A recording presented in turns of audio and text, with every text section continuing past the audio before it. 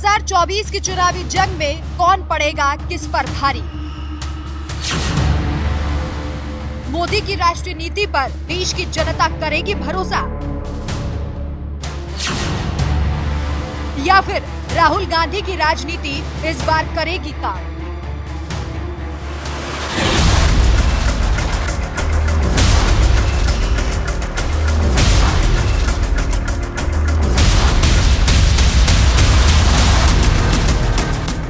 इस देश की जनता ने बीजेपी के लोकप्रिय नेता नरेंद्र मोदी को लगातार दूसरी बार साल 2019 में प्रचंड बहुमत दिया, क्योंकि देश की जनता ने पिछले 5 साल तक सरकार का काम देखा था और वो ये बात अच्छी तरह से जानती थी कि मोदी राज में जहां गरीबों तक सरकारी योजनाएं पहुंच रही हैं, तो वहीं पूरे विश्व में भारत की ताकत का डंका बज रहा है। लेकिन हैरानी की बात तो ये है कि मोदी सरकार जब राष्ट्रीय नीति से जुड़ा कोई फैसला लेती है तो राहुल गांधी की पार्टी कांग्रेस उस पर भी राजनीति करने लगती है।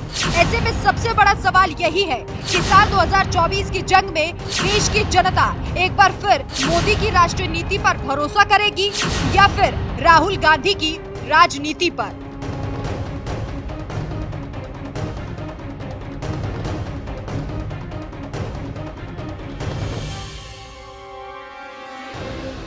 देश की सत्ता संभाल रही नरेंद्र मोदी की सरकार में पहली बार ऐसा मौका आया जब भारत में G20 जैसा कोई अंतर्राष्ट्रीय सम्मेलन आयोजित किया गया और इस महासम्मेलन में अमेरिका, ब्रिटेन, फ्रांस, सऊदी अरब, जापान, तुर्की जैसे बड़े बड़े देशों के राष्ट्रीय अध्यक्षों ने शिरकत की, जो हिंदुस्तान के लिए किसी सम्मान से कम नहीं है, क्योंकि पहली बार एक साथ 20 से भी ज्यादा देशों के राष्ट्रीय अध्यक्षों ने भारत में कदम रखा और भारत ने भी इतने बड़े अंतर्राष्ट्रीय सम्मेलन का सफल आयोजन करके पूरी दुनिया को जहां भारत की ताकत का एहसास करा दिया, तो वहीं नई दिल्ली घोषणा पत्र पर सभी देशों को सहमत करके कूटनीतिक रणनीति का भी पूरी दुनिया में लोहा मनवाया।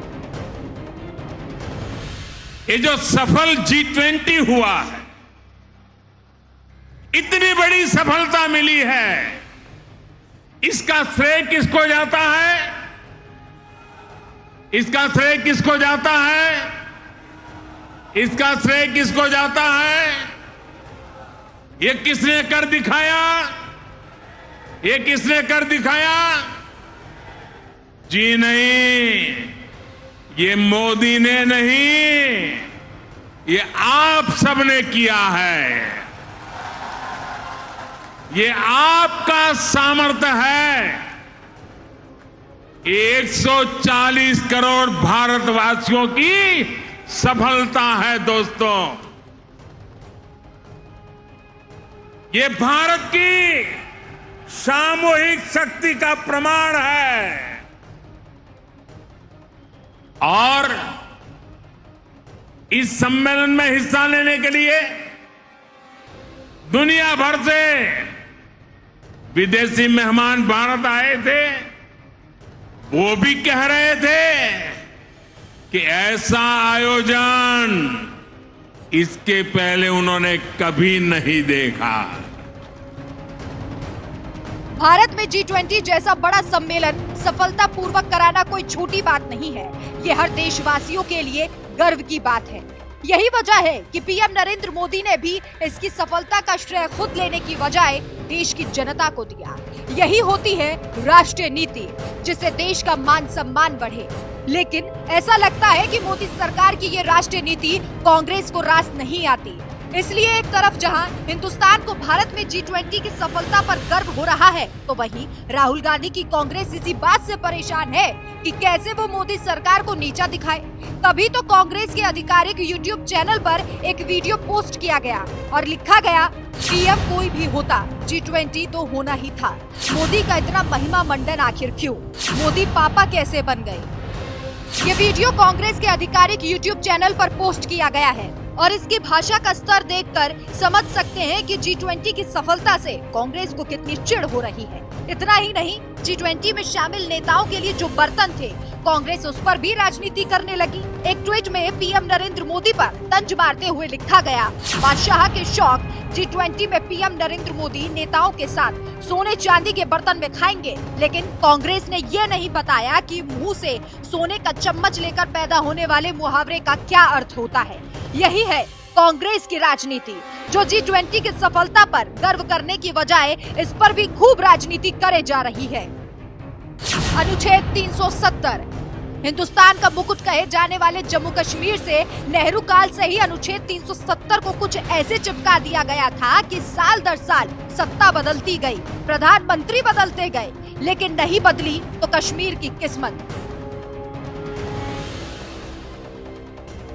1949 से ही कश्मीर अनुच्छेद 370 को किसी बोझ की तरह ढोता रहा और इस अनुच्छेद की वजह से वो भारत से अलग थलग ही रहा। पूरे भारत में जहाँ तिरंगा लहराता तो कश्मीर में अनुच्छेद 370 की वजह से तिरंगे के साथ साथ कश्मीर का अपना अलग झंडा भी लहराता। लेकिन किसी भी सरकार ने इस विवादित अनुच्छेद को खत्म करके एक भारत एक संविधान की ओर कदम नहीं बढ़ाया। ये काम किसी सरकार ने किया तो वो है मोदी सरकार, जिसने 5 अगस्त साल 2019 को एक झटके में इस विवादित अनुच्छेद को खत्म कर दिया और कश्मीर भी एक देश एक संविधान वाला राज्य बन गया। जिस वक्त मोदी सरकार ने ये ऐतिहासिक कदम उठाया वो राष्ट्रीय नीति को ध्यान में रखकर उठाया गया, लेकिन कांग्रेस ने सरकार के इस फैसले का भी खूब विरोध किया। संसद में कांग्रेस सरकार के इस फैसले के खिलाफ खड़ी हो गई और आज भी वो कश्मीर से अनुच्छेद 370 हटाए जाने के फैसले के पक्ष में नहीं है। तभी तो मोदी को हराने के लिए जिन 28 पार्टियों ने विपक्षी एकता वाला गठबंधन बनाया, उस गठबंधन में जम्मू कश्मीर की पूर्व सीएम महबूबा मुफ्ती के साथ ही पूर्व सीएम फारूक अब्दुल्ला की नेशनल कॉन्फ्रेंस पार्टी भी इस गठबंधन में शामिल हुई है, जिसका एजेंडा ही है जम्मू कश्मीर में अनुच्छेद 370 के साथ ही पुरानी स्थिति बहाल करना।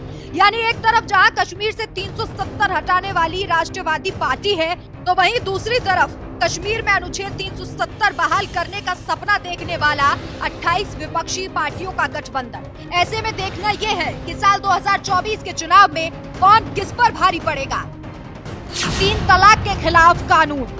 इस देश में प्रधानमंत्री नरेंद्र मोदी को मुस्लिम विरोधी बताने का एजेंडा खूब चलाया जाता है, लेकिन इसके बावजूद ये मोदी सरकार ही थी जिसने 3 तलाक के खिलाफ कानून बनाकर मुस्लिम बहन बेटियों को इस दंश से आजादी दिलाई। साल 2019 वो वक्त था जब लगातार दूसरी बार सत्ता संभालने के बाद मोदी सरकार संसद में 3 तलाक के खिलाफ विधेयक लेकर आई और बहुमत के दम पर कानून भी बना दिया, जिससे देश की मुस्लिम बहन बेटियों के मन में भी न्याय की आस जगी। लेकिन देश की सबसे पुरानी पार्टी कांग्रेस ने मोदी सरकार के इस फैसले का भी खूब विरोध किया, मगर मोदी सरकार के पास बहुमत था, इसलिए कांग्रेस विरोध की राजनीति के अलावा और कुछ न कर सकी। ये बात तो आप सभी भी जानते हैं कि वोट बैंक की राजनीति ने हमारे देश में राजनीतिक दलों की सोच समझ पर पर्दा डाल रखा है।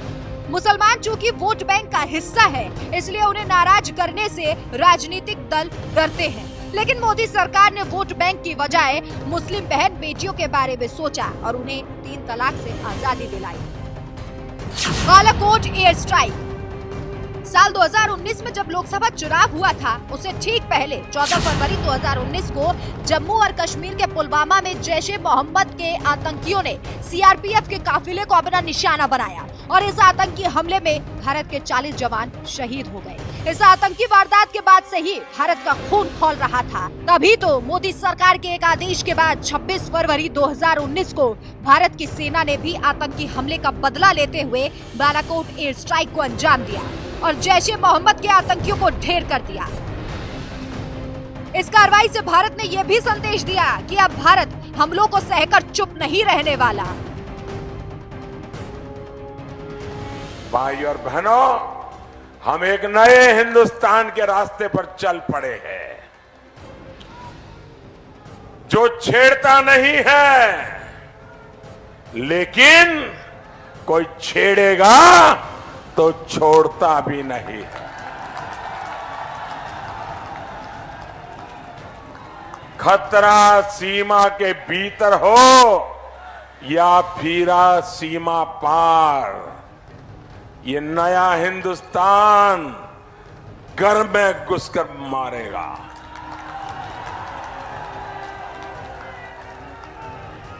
गोली का जवाब गोले से देगा। और ये हम बोलते नहीं है, जबान की उंगली बोलती है।